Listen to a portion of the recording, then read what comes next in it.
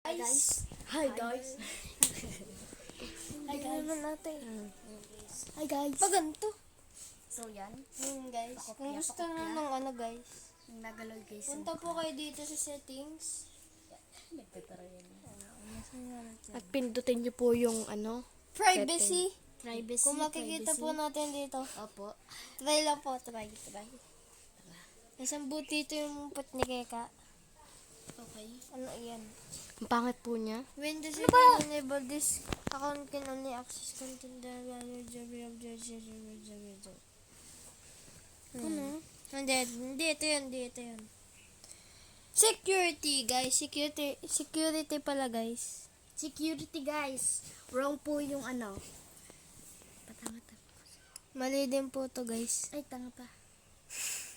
Parental controls po, guys. Yan. Ano yun? Hindi alam ni Keka. Hindi po pala, guys. Magse-search Baka muna po account tayo. info. Sige, tirin mo. Wala dyan. So, guys, magse-search muna po tayo. Parental controls nga. Ano ga? Hindi nga dun yun. Notification! Sige, tingnan eh. Notification. How to have pace. How to control pace in Roblox. To control pace in Roblox. Roblox. 1. Check the Account privacy tab, guys. privacy tab. Tab. Enable avatar camera with your device. Di maintindihan din sa... Ikaw nga magbasa, Keka. Okay. Use the camera to animate your Yun! Di ba?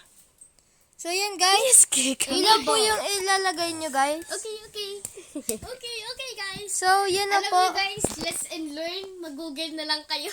Yan, guys. Ito na, guys. Tayo maniwala. Punta po kayong, Privacy. Pakita mo. Punta Yan po po. kayong privacy. I-ano na lang pong ganito, Pindutin guys. niyo lang po yung para may camera po. Tapos, enable po, guys. Enable. And that's it, guys. Thank you for watching. Bye-bye. Gusto ko pong